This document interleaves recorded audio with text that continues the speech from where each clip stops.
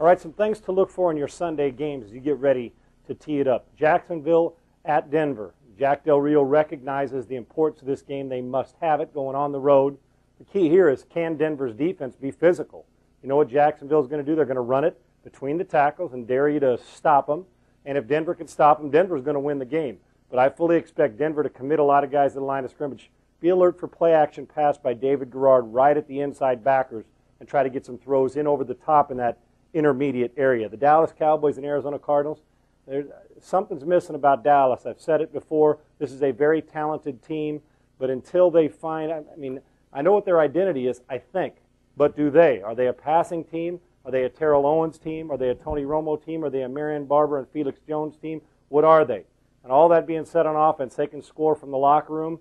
The key is defensively. I still need to see something. They will be challenged in the game against Arizona defensively as Dallas goes on the road. If they do not pressure Kurt Warner, he'll throw it all over the lot.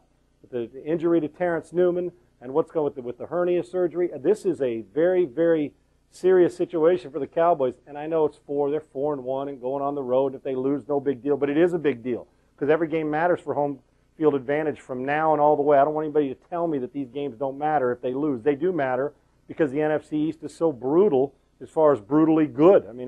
From 4-1, 1-4, everybody can beat you, and Philadelphia's record will get better.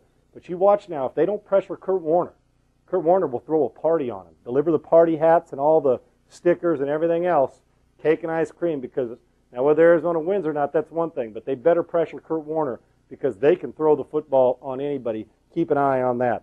The Panthers at the Bucks. We know that we've talked about the patience you must have for Carolina when you're playing against Tampa Bay. I'm going to reverse it the other side, though, now. I want to see Carolina pressure. I want to see Carolina get after the quarterback and win on first down. I don't think Tampa Bay is capable of being 2nd and 8, and 3rd and 9, 3rd and 8, and beating the team. On a consistent basis.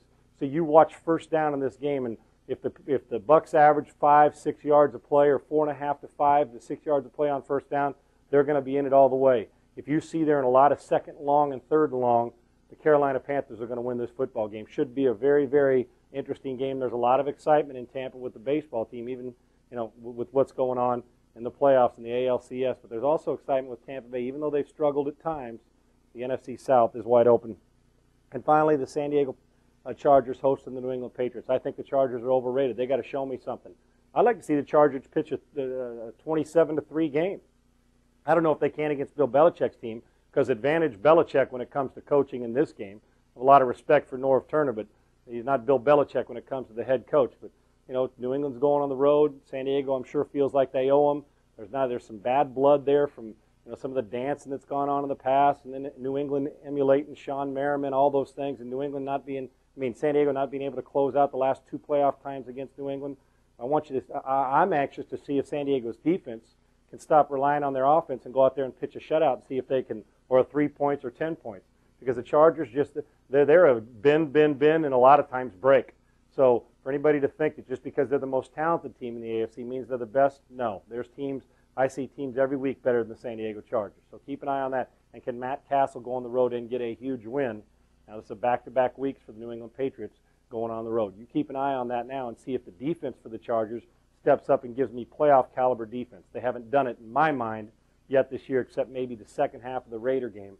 I haven't seen a whole lot of great defense from the San Diego Chargers, and if you don't play great defense, you are not going to win Super Bowls and get to the playoffs. And one last thing, keep an eye on physical versus finesse. The Baltimore Ravens and the Indianapolis Colts. The Colts are struggling. Can they get this thing going, because they're not hitting on even 6 cylinders right now. So let's find out and see if the Baltimore Ravens with a rookie quarterback can compete offensively. But you will find out. Is physical better than finesse, or is finesse beat physical? Because you know what? The Colts are not a physical team, and the Ravens are not a finesse team. So we're going to find out which one gets the best of the other throughout this weekend. I'm Sean Salisbury for Open Sports. Enjoy your football Sunday. So you think you can tackle a pro? There's only one way to find out. Click on fantasy at opensports.com.